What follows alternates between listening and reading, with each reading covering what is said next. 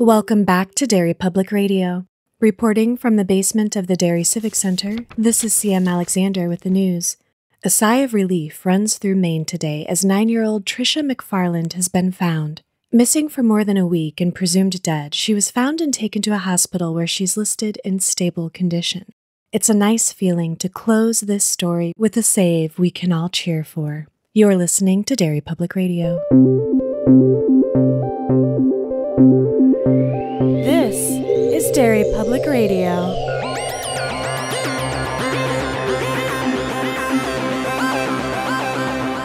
Welcome back to Derry Public Radio bi-weekly Stephen King Book Club podcast. I'm one of your hosts, CM Alexander, alongside Joshua Kahn. Hey, everybody. And Benjamin Graham. Batters up, constant readers. And today, we are finishing The Girl Who Loved Tom Gordon, and Josh is leading our discussion. All right, in the first half of the game, 9-year-old Tricia McFarland got lost in the woods and then proceeded to get more and more lost despite her best efforts. She's been lost for nearly 2 full days as we left her on the second night. Her second night in the woods, puking and shitting herself to death, while Tom Gordon watches over her. Meanwhile, her family is a mess and is following a false police report that Tricia was kidnapped, thus driving the resources to search for her elsewhere and narrowing the field for where she was last seen, which she is long gone from that area. There's something watching her. That false report sure was a foul ball. As they say. Sorry, Sam, I can't let The look on your face is really what sells it. Technically, it was a foul tip. Is that a foul tip? That's a real. Is that a real that's one? a baseball term. Oh, yeah. That's why it was so funny. I'm gonna cut all around this goal. We're firing all cylinders today. Oh my god! I only remember that offhand because I used that in writing the first radio intro for The Outsider because I put a bunch of baseball references in the Little League arrest story. It all comes together. Cause a wheel. Times flat circle. First off, were you guys as excited to read the second half as I was? Because I feel like I did this whole reading within days after our first recording. It was one that I did not want to stop reading because I wanted to know what was going to happen. And when we get to the end, I want to talk about how I feel about Perfect. it. I was excited in that I really enjoyed the first half of this book, and I was extremely not excited because of how genuinely distressed the first half of this book made me. And there were a number of areas that the second half could have gone that I just didn't want to read because they sounded unpleasant. Yeah. Okay, might as well not save it. I feel pretty much the same. Usually I listen through a couple times just to make sure I caught everything and have stuff to talk about, and I'll read it. I couldn't listen to it more than once. And not because anything super horrible, awful happens, but because it's just so, yeah, that's what that would be like. You know, it's too real kind of in a way. Yeah. That time jump. Fucked me up. We will get into that. Yeah. I cannot wait. I do have something. I don't know if this is anything or not, because we are coming back into this reading in the 6th inning. I was thinking about how this book is structured in the pregame and innings and postgame, and wondering, is there another meaning to that besides, of course, the save at the bottom of the 9th? And I decided to basically overlay the plot of this story across the first game she listens to on her Walkman when she gets lost. And it just so happens that the 6th inning, which we're in right now, is where she gets the most reprieve she's gonna have for the rest of this story, basically. And the 6th inning was the inning that the Red Sox got their reprieve and scored enough runs to make sure Tom Gordon would get in the game at the end. I don't know if that's intentional, but I do like that it turned out that way. I think it's pretty neat. All right, let's get into the start of the 3rd day, because she's miserable. She can barely walk. She can barely lift the backpack. She's so exhausted and tired. And she, for the first time, actually envisions Tom Gordon standing there talking to her. I've gone camping like intentionally for a span of 3 days. And having a tent and a sleeping bag and other people and knowing where civilization is, it's bad enough. Putting myself in her shoes, I've been in the woods sleeping on the fucking ground for 3 days. Her perseverance is astounding because I'd be like, nah, I'm done. I've had to sleep outside one time, like in a yard with no cover, and just waking up after that where nothing extreme happened and I was well fed and well dressed. I woke up so fucking exhausted. It saps the strength out of you. The part I hate about camping is falling asleep and waking up. I don't like sleeping in another bed that isn't like I go to a hotel and I'm like, this kind of sucks. Yeah, I want to camp, but then I want to go home and sleep and then come back in the morning and continue camping. Is that a thing? Yeah. I think that's just get an RV. Yeah. Yeah. Last time I went camping, I had to sleep in my car because my snoring in the kept woods, everyone in their tents awake. Oh, that's their problem. See, they should have all slept in your car. Exactly. My theory, if I ever get lost in the woods, is I'm going to find a cave and sleep in the cave, and people will think there's a monster in there. God. And either I will get rescued, or I will become a god of legend that people bring tribute to the cave where the monster dwells, and I just live in this cave. I'm having PTSD flashbacks, Josh. From what? From sharing a room with you. Oh. Yeah. All right, let's get back to this. I guess, you know what? This is a perfect segue because I feel like we can all get on the same page with Trisha with our feelings of camping, because this is the first time where she says, I'm going to die, as a statement of fact. Ooh. I mean, we spend a lot of time talking during The Shining about how hard it is to hear, 5-year-old Danny Torrance say some of these things. 9-year-old doesn't make it any less heartbreaking. No. And you like her. She's a good kid. She's fun. She's sassy. Yeah, she's the right level of precocious. Yeah. She's like not annoyingly so. And believably precocious. I don't know if you guys are going to agree or disagree with this, but I do love all the babies. I love it. I do too. It is maybe it is that it is put in the mouth of a 9-year-old. The usual like kingisms of the goofy catchphrases and everything Pepsi Robichaux. I love Pepsi so much. I want to meet her. I was really disappointed that she wasn't like there at the end. It would have been ridiculous, but I wish that she had been. Best friend! Come on, invite your best friend. That's the sequel. Pepsi comes with her. They get lost in the woods again. I'd read that, honestly. This is where we have her first reprieve. She finds berries and nuts that she knows are edible. And this time, as opposed to the last time she's found food, she basically just fills her backpack with food, which is just a very smart idea. This is the moment where she says that she's like finally full. She feels full for the first time in days. And you're like, all right, cool. This is a step in the right direction. And when the next part happens, did either of you kind of guess what she guesses after? Like what they mean? No. Okay, so let's just take us through it, Ben. Let's just take it out. Don't be cryptic. Eats all these berries, and very quickly after, things get really weird. And she comes into a clearing, and there are 3 figures standing there. And if you're me, who put up the guess at the end of the last episode that there are people in the woods watching her, I'm like, oh, we're going to get into some cult shit or something. I thought so too. Yes, I did too. But I reread it again this morning because I'm like, was she hallucinating? Was she asleep? This is what I was talking about, is that she even has the thought, I just ate a shit ton of berries I can't identify. What if I'm hallucinating off of those? What if they were like fermented berries? Those exist. I think squirrels get drunk sometimes. I think she fell asleep because she talks about she enters this clearing and it's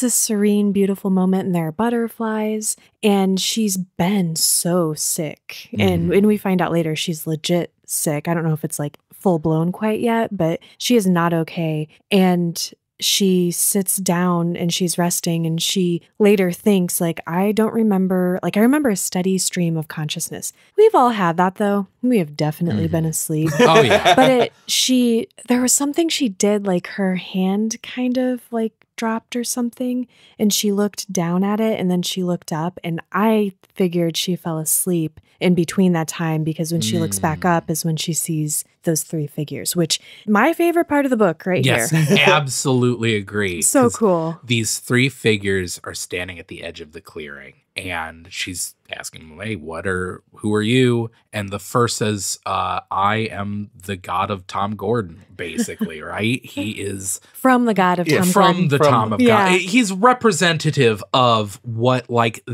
I would think the average American, at least, thinks of as God. It's the religious God. Also, right? It looks like her science teacher for whatever reason. Which isn't really interesting that I don't know. I don't know what to think of that. Well, but I wonder if it's because that's been on her mind, because she's using all the things she's learned from her mom and from science class about what to eat and what not to eat. Anyway, it's the traditional classic God, right? And the second one is I come from the subaudible. Oof, and this was heartbreaking. He looks like her dad, kind of, yeah. And he's clearly drunk and tells her, sorry, I can't help you. I'm useless. And she starts yelling at him, are you drunk? It's sad and helpless and not nearly as terrible as the third figure. Yes. Who is the god of the lost, representative of the god of the lost, the god of death, basically. It's death. It's a hooded figure with claws. And like and covered in wasps. Okay, you guys have seen Candyman? Yes. Very. Yes. No, I'm just thinking of like the scene where he opens his coat and then they're all over her. Yeah. So I was kind of into the God of the Lost. The vision I had of it in my head was, even though it's described as a living skeleton, I replaced the head with a wasp's nest crawling with wasps, because that's the image that popped in my head and it stuck. Next to Tony Todd's second coolest image. It's just such a cool scene, because the first two, she is like weirdly just chill with this. Like she has been hallucinating at this point. But when it's such a weird thing that happens, and she does not really react as strongly as you would expect someone to react. And she, to the point where, like you said, CM, she's like arguing with specifically the subaudible, and she's upset, and she's like very animated. But the second the third figure starts to talk, all she can say is no.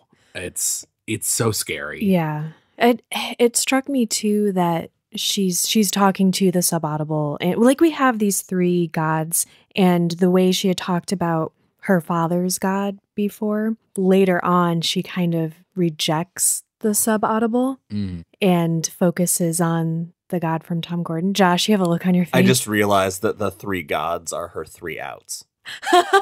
I don't know what you're talking about. Outs are what happen in baseball when they catch the ball or they strike out.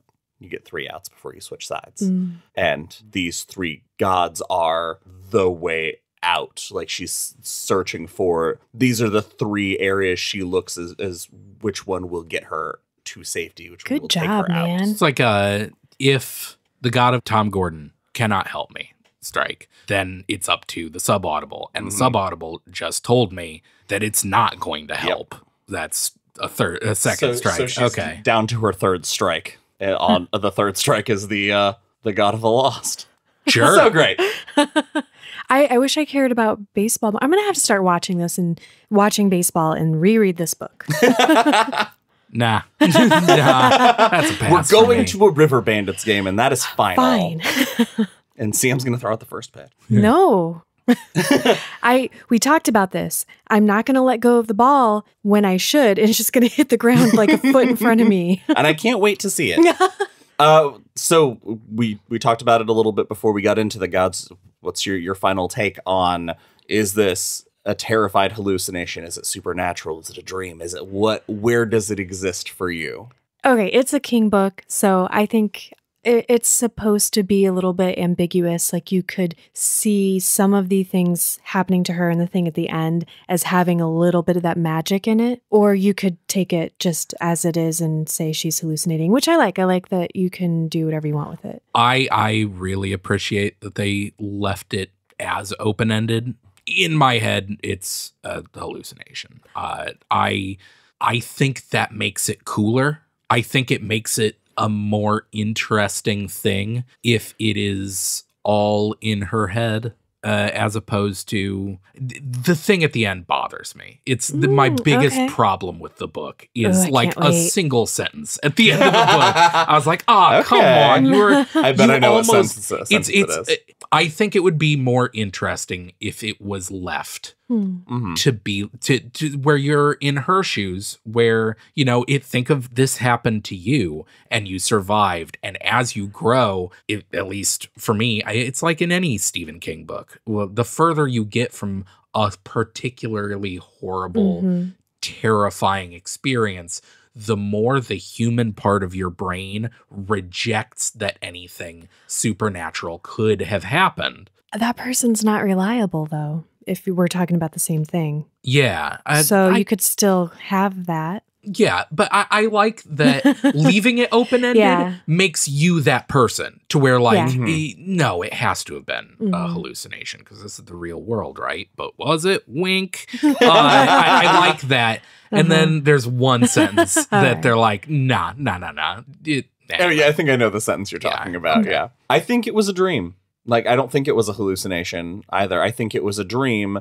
And the reason is because, CM, you pointed out that while she's laying there in this moment where she's full, and she actually says she'll never be able to tell anybody about this moment before she falls asleep, because she actually feels at peace and happy and safe. And she has been reflecting on the science and the survival skills, which is where we get that first god. But when she's lying there, she's also, the way she describes what she's listening to the subaudible. There are those indications that she's listening to specifically like the babbling of the stream and all those things. So she's thinking about all of those things at once. And it explains to me why when she wakes up and sees three hooded figures, she talks to them instead of a normal reaction. Like, that's why, like, it's on autopilot to engage with these. So that's where I land. And I think that what we will come to find here shortly is because even though she was asleep, she's said before she knows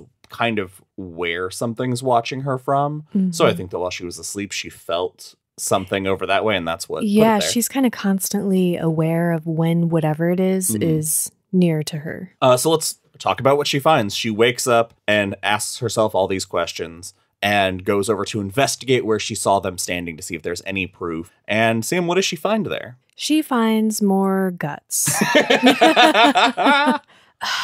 Just another slashed in half deer. It's just so gross. It's left wasteful. There. Yeah. Like, that's the thing, is it's clearly left there. Is it? I think so. Because this is the first time I really had this thought, actually, because we put so much meaning on the decapitated deer from the first half. Yeah, because it seemed very intentional and deliberate. Like, because the two pieces were so far apart. Yeah. Yes, but if we're taking this as, I mean, you said, CM, that I think our narrator is more unreliable than we think, because she's terrified. She is lost, and she doesn't have, she's delirious. Maybe they weren't as far apart as, because when you're walking in the woods with no sense of time, how do we know that it was how far away this was?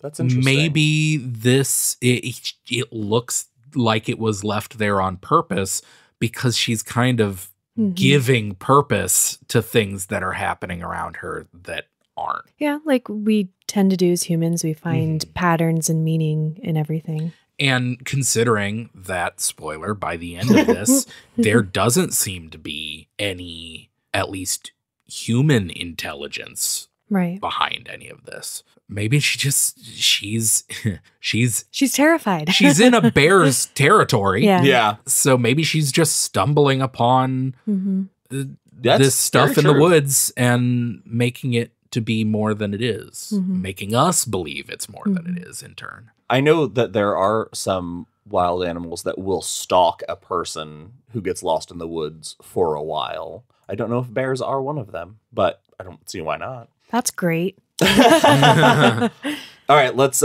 she decides to move on with a song in her heart, well, a jingle in her heart. Man. Have either of you Googled that jingle? Is it real? It's That's a real one? Yeah, the 1-800-54-GIANT. I didn't want to Giant. because it's already stuck in my head.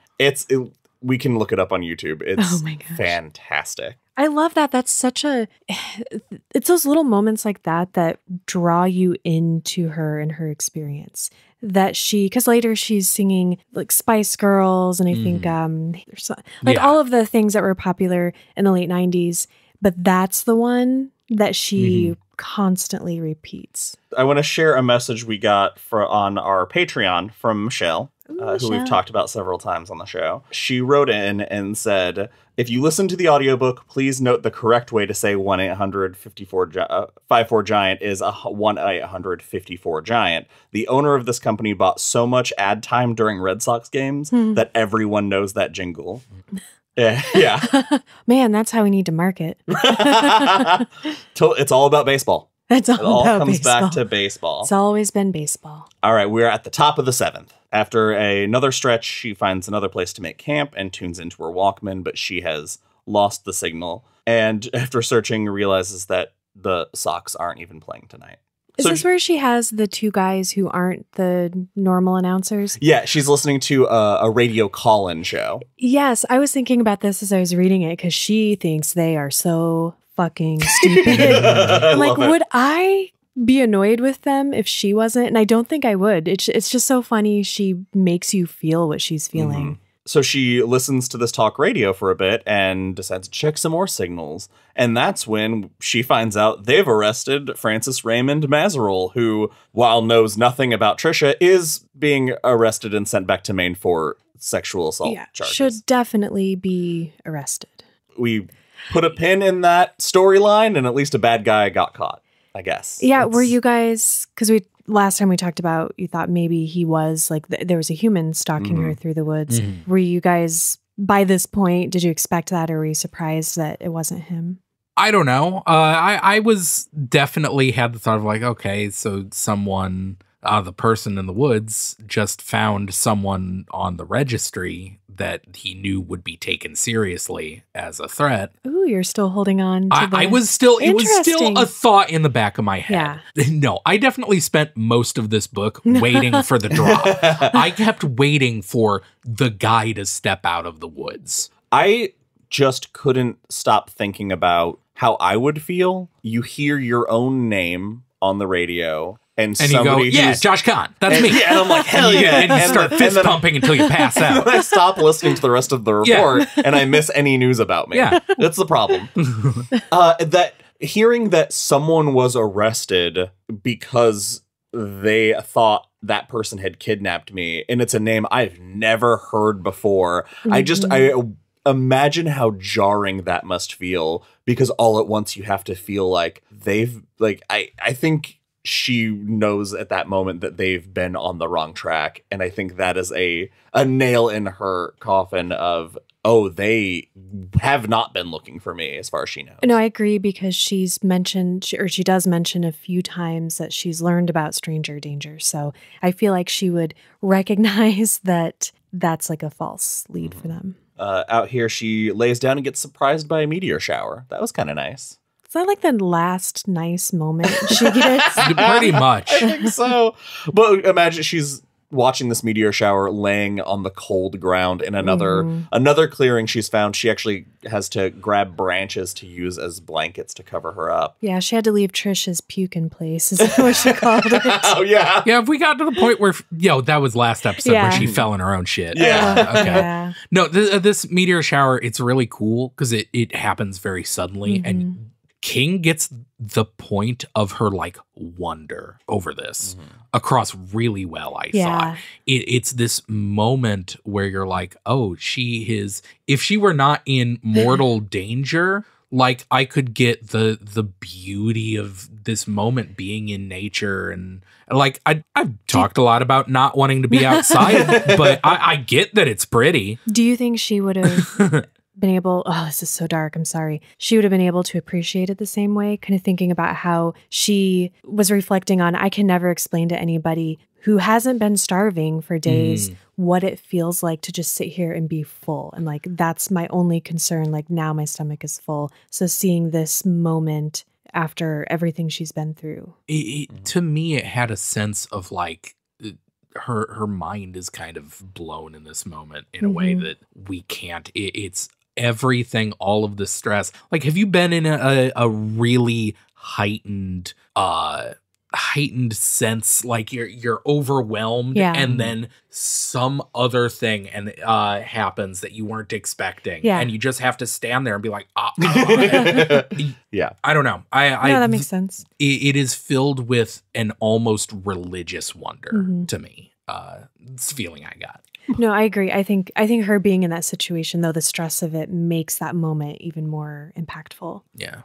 I really liked it. I was really afraid that it was going to take a turn from this wonder to just the guy steps out of the woods.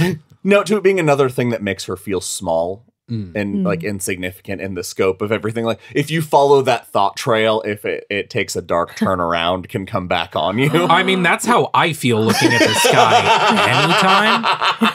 Is that not how everyone feels? I'm constantly afraid I'm going to fall up. Hold on, we're talking about this now. You're constantly afraid? Nah, I can't make fun of you. I have had that thought. Yeah. No, you weirdos. What if I was Is this a boy thing? Buoyant? See, I just think sometimes I'll be at work and I'll be like, okay, gravity flips. What do I do? Right. How long can I survive? How long can I survive? Nope. No? Never. I don't know. I mean, I'm sure other people have, just not me, I guess. I was really going to go in on you, and then I'm like, what am I talking about? I think about this on a fairly regular basis. I used to have dreams, like those falling dreams all the time, and then I started having dreams where I was falling up. And then every once in a while, it actually, like, I said it as a bit, but honestly, there are times when sometimes I'll just, like, think about those dreams, and I'm like, oh. Yeah, okay. I'm inside. Can I easily get to the next room? I just have dreams where I'm doing literally anything in the dream, and then all of a sudden the dream only becomes about trying to find a bathroom. But I'm constantly being thwarted. Trisha would have it way easier in your dream. Because she's outside, she'll just fall up into the sky. But bathrooms are everywhere in the woods. So now, mind you, in this fetal position she's lying in, she has another very sad thought as she goes to sleep. She's preparing to be eaten. She feels the thing around her, and she goes to sleep knowing in her heart that she will be eaten in the night. But she doesn't. She manages to wake up, and she thinks, man, I was worried for nothing, until she notices that something had come and settled near her in the night. Why? That makes me so uncomfortable. All right, we established last episode, and several times already this episode, that we are not outdoorsy people, but do either of you or have either of you been fishing? Yes. Because I really love the scene of fishing in this next part. I once caught a catfish with a plastic bag. Get it, girl? I'm not going to tell you how big it was. Was it during the flood? No. I was a teenager. I was just fucking around. Nice. And then so you basically did this. You pulled a Trisha. Yeah, I did. And then I was staying at my friend's house, so we put it in a fish bowl, and we didn't know anything. And then her cat ate it. Catfish is good eating. It makes sense. Ben? Yeah, I was a Boy Scout. I've been fishing once or twice. Keep forgetting you're a Boy Scout. Don't say are. He is not currently a Boy Scout. Once a Boy Scout, always a Boy Scout, Ben. If you say so, I guess. What rank were you? Life? I think it's whatever one was right under Eagle. Because once a Boy Scout, always a Boy Scout. For life. For life. I'm a lifer. Do boys sell cookies? It's popcorn. Mm-hmm. We sell popcorn and it sucks. He said we. Ooh, oh, no. Still a Boy Scout. He's still a Boy Scout. Do you still get the popcorn to sell? I have a confession. I'm wearing a neckerchief under my clothes. I'm actually halfway to getting my podcasting badge. What is it? 5 years? It takes 8 years to get that badge. God. Oh. It's harder to get than your Eagle Scout. It's crazy. Somebody make Ben a Boy Scout podcast badge. A patch? Yeah. Oh my God. Where were we? So what are we even talking about? Trisha uses a sharp rock to cut the hood off her poncho and straddles a stream because she sees fish going down it and uses it to submerges it, and then as the fish swim through it, she lifts it up to catch fish. And I thought that was great. I was fascinated by this scene because I went through this phase in my life where I wanted to catch, and I've caught fish before, but I'd always toss them back, which seems like such a shit thing to do. Anyway, so I wanted to catch one and clean it myself and cook it and eat it like right there and just have the whole experience. Kind of weird. Maybe not for people who like that. Sorry, didn't mean to offend any listeners who are really handsy in that way. But handsy? Handy. I meant to say handy. What is happening? Those handsy fishermen. Go on. I can't even think of a way to recover from that. No, but I was fascinated by her once she catches three of them. She catches 2, but one flops out. Yeah, and she's upset by the idea of like, man, what do I do now? Like to kill something, if you don't do that or don't want to do that would be hard. And she kind of lets it just suffocate on the air and then cuts it open and takes out as much stuff as she probably thinks she shouldn't eat and then just goes for it. What else are you going to do, man? And I've eaten sushi. Starve to death in the woods. But that was you day 2 of Trisha's journey. Yeah, I guess. You still had rations. You were just like, I'm starving to death in the woods. You would have been okay, because earlier you said I would have just stopped. Oh, that's true. You also true. Yeah, she eats it raw, and I love that she basically stands still for a bit to be like, am I going to puke? Mm-hmm. All right, I can finish eating this fish. And it's fantastic. She stops, she moves on, and she stops in her tracks when she notices the stream is not as babbling as it used to be, and it's starting to get more shallow, and Tom Gordon isn't there this time, but she basically says, if it's another swamp, I'm going to kill myself, to Tom. And it's like... that, I get it. The fact that she said it, if she just said it like to nothing, that'd be one thing. But the fact that she says it to Tom means it's so much more serious. Mm-hmm. After her, I feel like that area was the worst thing I've read about her adventure so far and to come. Thankfully, it's just marshland, so it's still gross, but it's better than a swamp. And I can't blame her, but she throws a full-on temper tantrum and exhausts herself into passing out again. From this point on, she more or less passes out instead of sleeping ever again. Yeah. Yeah. When she wakes up, though, she makes the worst decision since leaving the initial path. She decides, after all this time of going the same direction, she decides to change directions and ends up heading north towards the Canadian border. And had she continued straight through the marsh, she would have found Devlin's pond. And not only that, but to add insult to injury, we are told that there is 400 miles of nothing between her and the Canadian border. Mm-hmm. The only reason this didn't just fuck me up completely is because there's like this much of the book left at that point. Yeah. But if that had happened earlier or the book was longer, it would have been like, I don't know if I can deal with this. I don't know if I can tolerate reading about what she's going to go through. That's interesting, Siam. Yeah? The end of the book brought you comfort? Just seeing that the end of the book was coming closer? You, at no point during the reading of this, thought that this book ended with a little girl dying in the woods. I did not think that. Interesting. Oh, that's really...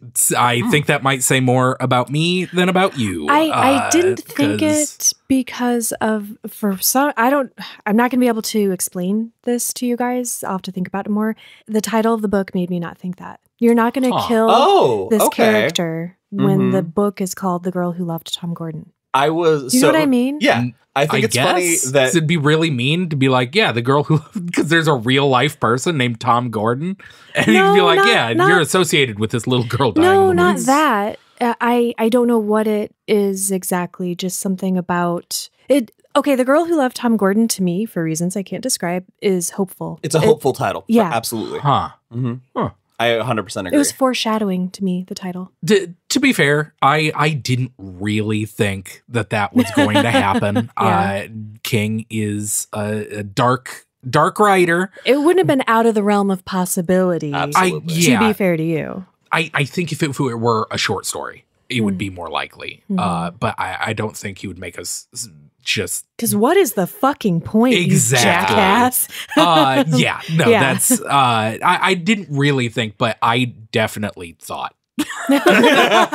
I spent pretty much the entire book unsure, because I would have been able to understand a sad postscript basically to this story, but that's let's get to what happens here, because we go to the 7th inning stretch, which everything we've been experiencing has been moment to moment, but here we jump 4 fucking days. Mm-hmm. How did that land for you guys? Because that rocked me. That was so gross. Knowing that the way she has been moving, she basically doesn't stop.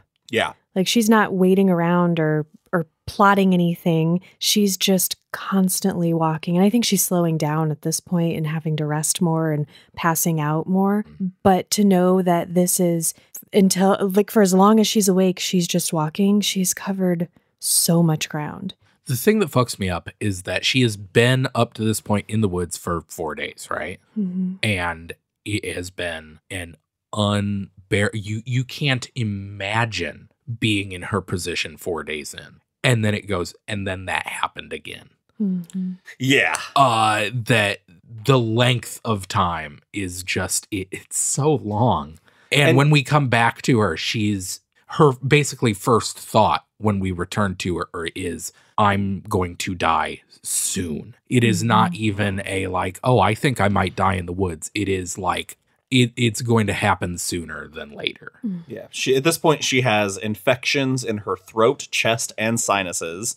In this, the other thing that makes this jump terrible is that the book basically says, we jumped 4 days, and it's not, those 4 days weren't easy. It was just more of the same. Mm-hmm. And that's all you need to know how terrible those 4 days were. But she has now started having full-on hallucinations where she has carried on walks and talks with Tom Gordon and Pepsi. Mm-hmm. She's talked to her family. She saw a helicopter from the X-Files. From the X-Files, let's be clear. yeah. Not a real Did we even mention the helicopter in the first half of the book? No, we didn't. We completely skipped over that she saw a helicopter in the distance and like screamed and yelled and then never saw anything ever again. I do love that she's talking to Pepsi and Pepsi passes behind a tree and then just doesn't come out. And she stopped, like she walks around the tree looking for her. I was like, oh, Trish. That's so fucking cool. Although I don't think she at this point has talked to her dad yet. Her dad is still this like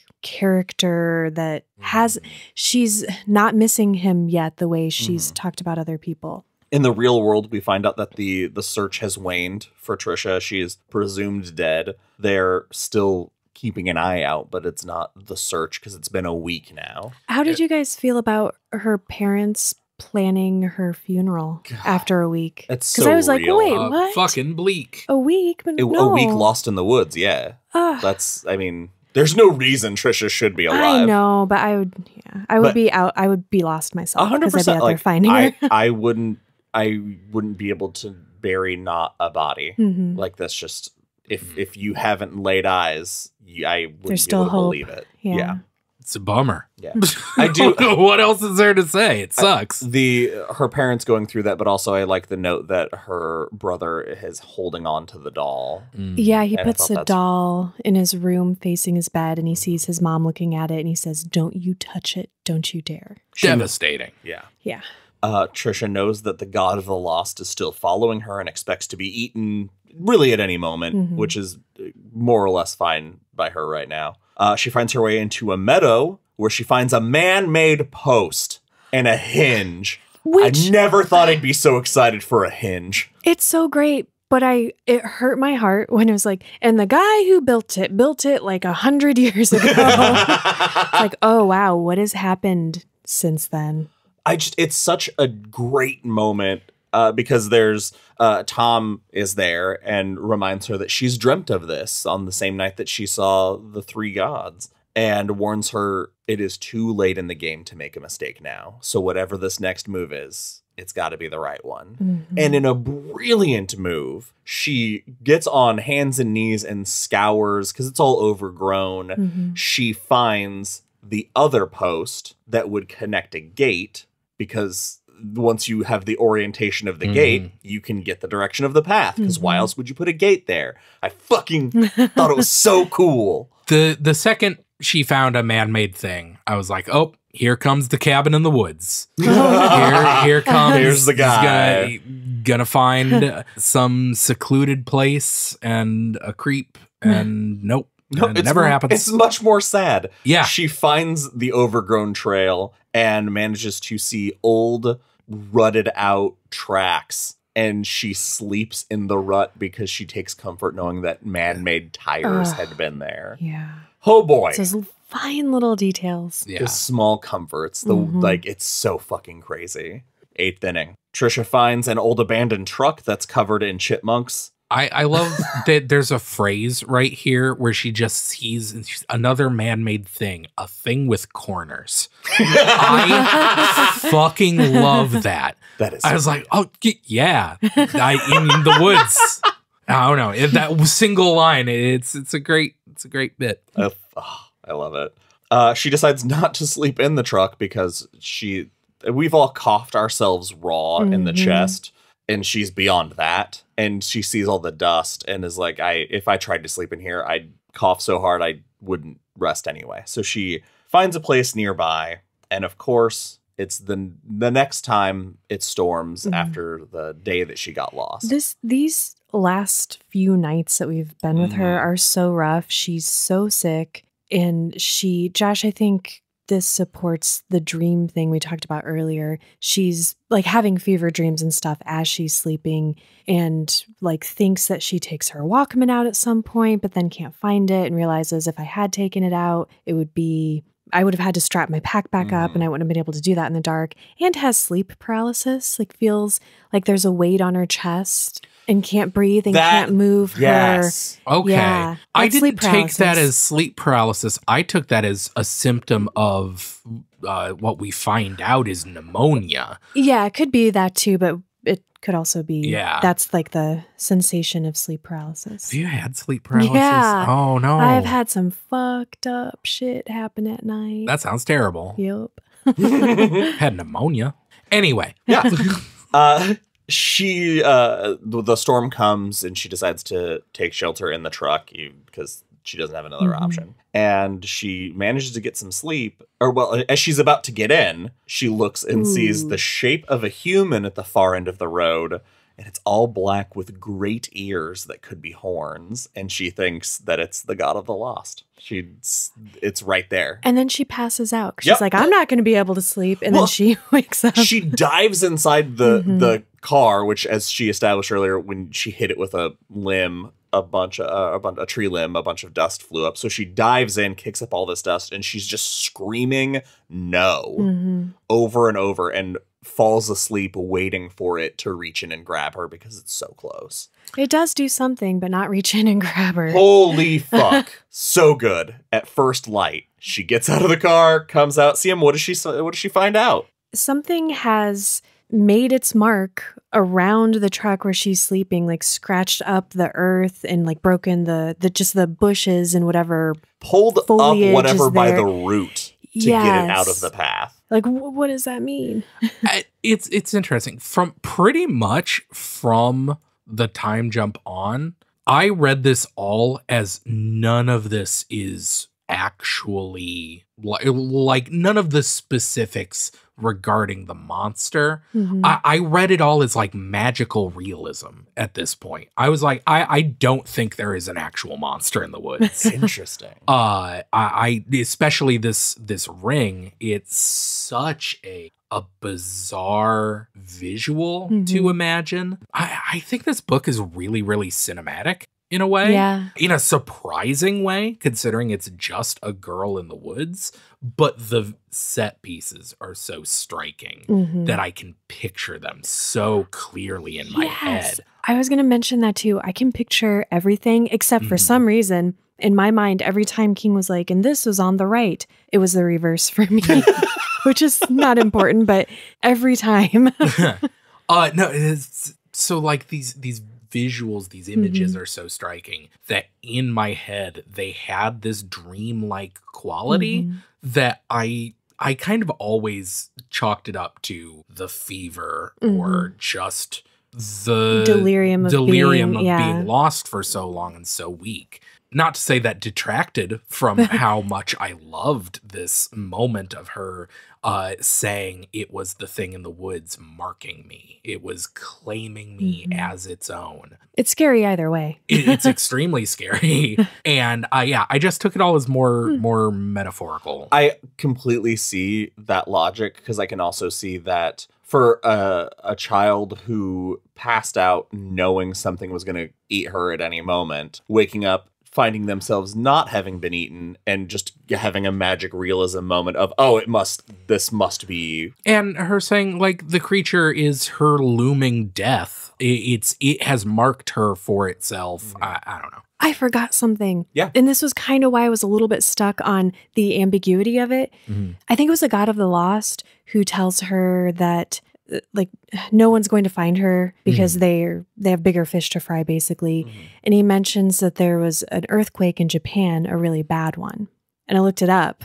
And in May of that year, there was an earthquake in Japan. So she's also been listening. She still has her radio at this point. I'm just saying.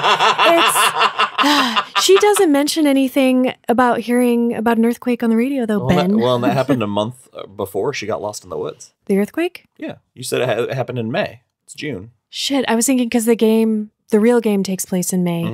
Oh, he's just moving around. He's just pushing around facts. Book argument. Put it wherever you want. That's true. Classic. All right, let's take it to the top of the 9th. Trisha is making her way following the road the whole time. She feels that whatever the thing is, it's just behind her. It's never leaving her. Early afternoon, she trips and falls and just can't get up. She's lost 20 pounds. She can barely keep her pants on. She weighed like 90 some pounds at the start, and now she weighs 70 some. Yeesh. She pulls her Walkman out. She eats the very last of her food, pulls the Walkman out, gets almost no signal. One comes through and it's somebody speaking in French, which I thought that was such a great detail. And on her last ditch effort, tries the AM band and she gets the game. She actually breaks the one rule she's been trying to stay with. She falls asleep listening to the game. And when she wakes up, batteries are dead. She's lost the lifeline to the outside. When this happens, her feelings about it are just intense sadness, which got me. Yeah. We talked last episode about, how important the radio would be, how terrifying the idea of this one last connection to the outside world dying is. And I thought about how I would feel in that moment, in that situation, and sadness isn't what I expected. And when it's just like she felt this intense sadness, like losing your last friend, it devastated me because it's so much worse than, fear, anger, or anything else like that. It's just the feet. Trisha is just so close to the end, and it's devastating. That's why I love the argument that she starts to grieve for the loss of Chumbawamba. She never had a chance to listen. Never had a chance. But then before she like lets that grief swallow her, she takes a second and is like, I'm on a road. Like, let's bring it back to this moment. I am on a road. I am somewhere. And of course, she has passed out on this road for almost the entire day. So it's already almost night again. That fucked me up. The idea, like, all of her days are taken away from her at the end, pretty much.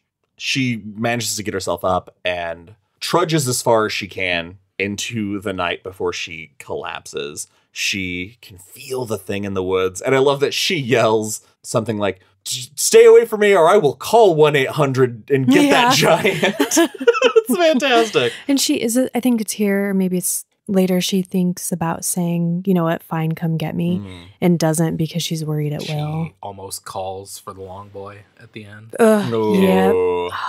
Lisi's story, in case listeners haven't. We were always I bringing guess up that the is long a weird boy. thing to just bring out without context. It's also like she's sitting here and thinking about how little she has to her existence anymore, because now the Walkman is useless and her prized possession, the autograph of Tom Gordon on her baseball cap, is just smudge now. It's nothing. Oh, I put this in quotes, not because it's a great quote, but I just like how it made me feel about this. He talks about that night, says the night that it's full of these agonizing coughing fits, but that the time, quote, grows soft and strange. I thought that's such a great way to describe. I mean, we've all slept. I mean, we've slept hopefully in a comfy bed while being deliriously sick, and know how terrible that sleep is and how time does feel it's not that a way. restful sleep at all. And that it's just, but that it's so strange that when morning comes, she's legitimately baffled by the fact that the sun's coming up. So she's determined not to give up. And I want to know if you guys freaked out as bad as I did at this next point, when she wakes up in the morning, stands up, and realizes she does not know which direction she was walking in. Yes, that was alarming. I clasped my imaginary pearls when that happened. I was like, holy, imagine making the wrong choice here. That's fucking devastating. And she did make a marker with her poncho days ago when she first found the post, right? She trips over the Walkman, which she apparently did bring out at some point. And instead of putting it back in, she clips it onto her belt, because might as well. It's just she looks at it and is like, it's useless, but throwing it away feels disrespectful to it. And she's too exhausted to take her pack off her back and put it away again. Like, that's how weak she is. The idea of doing that just... Yeah, in a little bit when she's walking down the road again and the pack almost slides off her back and she takes a second to seriously consider just letting it go, even though it has her water in it. Yeah, that's the only reason she doesn't. Her gritty, like, puddle water. And she has this image that comes into her head of like, if I was my brother's MacBook, I would be throwing up errors and little bomb things. And the idea makes her laugh for the first time that she's laughed in a very long time. And then that laugh turns into a cough, and that cough turns into blood. And coughs up blood and knows in that exact moment, today's the day. Either I make the save or this is it. But seeing the blood brings her attention to a point, and she can actually think again, and that is what lets her be like, oh, of course, I'm headed that way. How could I even have been confused in the first Clears place? her mind. She, like you said, she orients herself and starts heading that way, and then she hears an explosion. Well, a muffler. But I love the way that it's described as an explosion first. So you're like, what the fuck? And then you're like, oh, it's a car backfiring. I love that she cries out along with the crows in the woods. It makes her, in this moment, she is more part of the woods than the thing. Yeah. Because hearing a backfire and thinking of it as an explosion is something that lives in the woods thinks that. That's a great catch. I did not think about that. It makes her part of the woods. It's in a really, really cool way. It hurts again, though, that that sound is carried to her from like 9 miles away, which at this point seems so just far. Insurmountable. Mm-hmm. I love that she has the urge to run towards it, but knows that if she does, she would probably gas out and faint and die of exposure within miles of rescue. Mm-hmm. So she makes herself keep the pace and keep going. She makes it to the top of a rise and finds that there is an honest to goodness dirt road that meets the road she's on at a T intersection. This time she finally makes the right choice, completely by accident. She turns east because she didn't want to walk west because the sun was setting and it would hurt too much to walk into the sun. And it's 4 miles down this road when she hears new and unmistakable noises. She's hearing something that is normally subaudible. Mm-hmm. Tires on pavement. That simple hum of tires on pavement. And I can't imagine how good that has to feel. What did you guys think when she finally gets a civilization sound? It was a relief.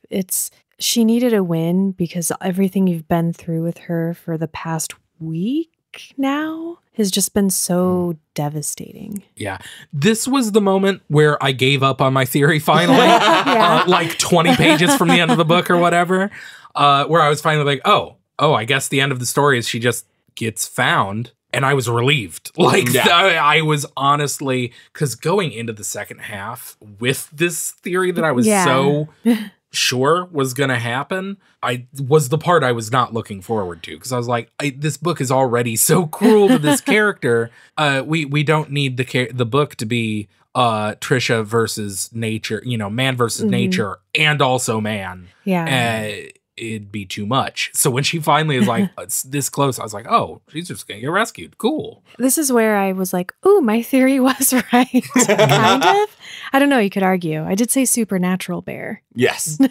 It is this moment that she feels safe because she knows that that's so close. And that's when from behind her, she hears the snapping. I like that it's like I hear rustling from the woods. And I hear snapping of branches. Everything and goes anything quiet. Between me and it. I was like, holy fuck. Like she feels the beeline towards her and knows it just wanted her to feel safe. Yeah. So that it could eat her. When the forest goes quiet, I'm like, oh. Yeah. And she turns with both terror and calm and stands face to face with the god of the lost. And now we move into the bottom of the 9th. It's our save situation. Who wants to take us through making the save? I'm like the worst at baseball, and you guys are going to make me do it. Okay, fine. I love that when she turns around, she sees this creature, which is giving me also the Terror vibes by Dan Simmons, because it's obviously a bear, but she is looking into its eyes, like she can see it. It's that close, and she just sees like just masses, like this depth, this like universe of maggots and worms just writhing in its eyes towards its brain, which is a horrible way to, like, why do you have to make a bear worse? Also, it's a black bear, and that's very important later. And it's like 7 feet tall. Yeah. It coughs up wasps at one point. Yeah. And it opens its mouth and it's like wasps inside. Yeah. And it's got it's a double row of green teeth. Yeah. And it has a stick in its hand, and she says it's hand, not its paw, its hand. And then it's like sucking on the end of it and snaps it just so you know, like, because she's like, oh, the sound of that stick snapping is the sound my arm will make when it bites it. Yeah. She says that's the sound my arm would make. Will make. Yes, she corrects herself to be like, no, it's gonna eat me. And this, I think, Josh, you were the one who pointed out that her connection with Tom Gordon is going to come into play later with her being the closer. And this is where she thinks about him telling her, you have to show that you are not afraid and that you are better than them, and make them doubt that they know what you're going to pitch. And so that's the strength that she calls on in this moment. Oh, and I love that pretty funny, because that is actual advice for dealing with a bear. Yeah, You just have to show that you're bigger and stronger than it Well, is. it depends on the type of bear. Yeah, that's true. I love that it speaks into her head and says, yes, you're close, run for it. This body isn't at its maximum strength. You might outrun me. And she knows that's not. I can barely stand. There's no way I'm running. And this is a bear. Says, worship me with your feet. That Like, part. Damn. So rad. That's a cool song lyric. Right? But then, yeah, she takes the Tom Gordon approach. And I just love that she yells at the bear, I've got ice water in my veins and I hope you get frostbite on the first bite. Yeah. Fucking rule. Yeah, she's ready to die, but she's going to go down fighting. It freaked me out, though, when the bear comes charging at her.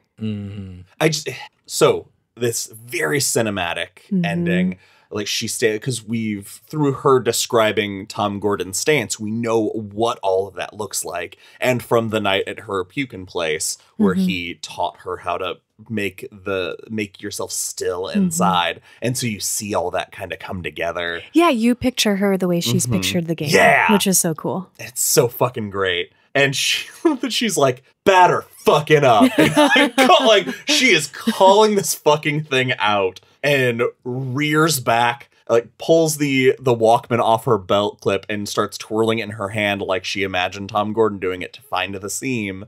And then that moment happens and she rears back and she chucks it. I love as she's about to throw it, the bear gets startled by her movement. Yeah, and it rears up. back, which becomes very important to what happens. And right before she can let it loose, a shot rings out and takes off the bear's ear. Which guy's a fucking lousy shot. I think maybe he was trying to not hit the kid, like going far. I guess. And he was drunk. She's saved. Yeah, he is. She's saved by a drunk man, like her father. Oh boy, didn't make that Josh. Connection. That's great. Holy shit. Ben, do you want to tell us about Travis? He's just some hick. He's out in the woods. I kind of like it. Me too. I like that he's like, he didn't even get in trouble, though he totally should have, because he was a fucking poacher. Well, he doesn't believe that you should pay for food when you can just go hunt totally it yourself. Down for. No, he was out in the woods hunting deer off season. He was just drinking and wandering the woods, and he comes across, and he says he came over the ridge and he watched them for like 20 seconds before he could react. They were too close together too. Yeah. They were so close together that he couldn't get the shot. But he also says he sensed a weird connection between the two, almost as though they had been communicating or they had connected somehow. And this is where the one thing that bothered me the most in the entire book is this guy. There's just a throwaway line of this guy being like, yeah, it was a bear, crazy. And like the narration of the book is like, yeah, it's just a bear. But then there's the one throwaway line that he never told anyone, that for a split second he thought he saw, maybe it was something else that just looked like a bear. I'm like, come on, Stephen King, have a little restraint. He was drunk, as Sam pointed out. I feel like if I was drunk in the woods and I saw a bear, my imagination might go. Fair. I mean, you guys, it was more than a bear. I would embellish. After the entire book of doing such a good job of making it like it could be either way, and then I don't know, adding the secondary character to be like, oh, he was also an unreliable narrator. It kind of, I don't know. I thought it was kind of lame, honestly. When the bear's ear gets hit, I think is that when Trish, like, her vision sort of clears up and she sees that it's not this god, it is just a bear. And then she lets that Walkman fly into its fucking face. Which hits it right between the eyes and it runs off. Which is, as we're, I'll just clarify for anybody who doesn't know, that there's the, for surviving bear attacks, brown to the ground, black attack. That's how you are supposed to survive a bear attack. If it's a black bear, you are supposed to make yourself big and threaten it or like throw things at it and make loud noises. So it happens that that's the survival tactic that is right for this situation. So I'm like picturing myself like hopping like foot to foot with my arms above my head, like in claws, going, ah! Yeah, shake a can of pennies at it. Ridiculous. I also imagine you doing that to a brown bear. Probably. And then you just get mauled. Yep, that's how I go. Yep. So after getting hit with the Walkman, the bear runs off into the woods, and Travis runs down and sees this emaciated little girl in a dirty Red Sox shirt, and he knows immediately who this girl is. I love that the whole time, because this would be me. She's like, I did that. Did you see what I did? I did it. Did you miss it? I don't understand the point of, so she faints and he drops his gun to catch her, and the gun goes off next to her head and deafens her temporarily. But I'm not sure why. Because he's an idiot. Well, but I'm not sure why that's a thing. I was curious. I was missing something. I don't know, if there was another. It says that he's talking to her, but her ears are ringing and she can't make out what he's saying. And basically, he scoops her up and runs off. And she keeps trying to tell him that she got that save while she passes out in his arms. And now we get to the post game, the wrap up. We have Trisha waking up in the hospital. We have a really weak fake out of her and Tom in the woods. Yes. That is very, very obviously a dream. He's wearing his white uniform, home uniform, instead of his away uniform, indicating that she's home. And he just basically is like, good job. You did it. It's all she needs, man. Yeah. She wakes up in the hospital. They tell her that she has pneumonia in both lungs, but that she's currently stable. Her parents are there. Her brother's there. And there's a nurse that's like, guys, stop talking to her. She needs to rest. Her vitals are going crazy. And so the nurse makes everybody leave the room. But before her dad leaves, she makes a point to make him hand her the baseball cap. And then she taps it and then points her finger to the sky. And I like that she makes sure she gets eye contact with him, because she says, I need him to know this. He's the only one who will understand, and he can translate it for everyone else. And so she taps the cap and she points to the sky, and he is described as his truest and sweetest smile. Causing me to break into tears. It got me. I cried at this book. At it. I cried at it. I want you to picture that. She got the save. Game over. Home team wins. There was a split second, the literal last line of the book, and she says she pointed at the sky, closed her eyes, and drifted away. And they follow it up. The way she reads it, she goes, and she drifted away into sleep. And there was that slight pause. I was like, the fuck? She died? What an insane twist that would be at the end. Woo! It's time to rate. Who wants to go first? I can go first. Go for it, yeah. I really liked this book. I loved Trish. She's a great character. I learned more about baseball than I ever thought I would care to learn. And it was interesting, and it gave me a little bit of insight into Stephen King's love for it. Because we get baseball stuff in a lot of his work, and it always just kind of flies right by me. So hopefully, thanks to this book moving forward now, that stuff will mean a little something more to me, which I think is really cool. I would have to wait a really long time to read this again, because it's not the darkest or scariest book that we've covered, but it's so bleak. Her journey is so rough. It's not fun to read. I mean, I still love it, so I'm going to give it 5 out of 5. Sure. Of course. Ben? This is a tough one, because I think I would reread this and probably enjoy it just as much. I think it is incredibly well written. I think it is a little bit draggy in parts. It's a lot of, and then the next bad thing happens, and then the next bad thing happens. And that said, I was not expecting this book to affect me in a very, very real way. More than even some of his scarier books, this kind of got to me because of I learned a lot about myself, I think, reading this book, and how goddamn terrified I am of the woods.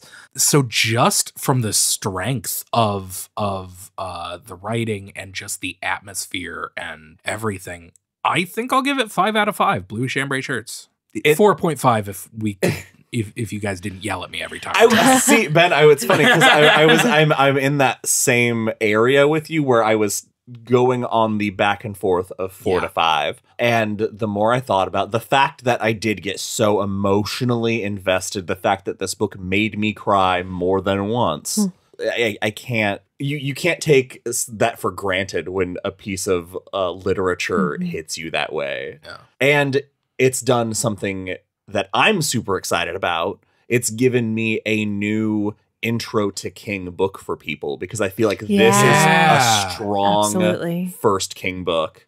That's a good point. I like that a lot. And for all of that, I am beholden to give it 5 out of 5 blue chambray shirts. And that is it for this episode of Derry Public Radio. As always, thank you for listening. Join us next time where we will be taking a brief break from our Patreon selection series to welcome a guest to the show to talk about In the Death Room from Everything's Eventual. For Joshua Kahn and Benjamin Graham, I'm CM Alexander reminding you, God, if you can't be a Red Sox fan, be a Tom Gordon fan.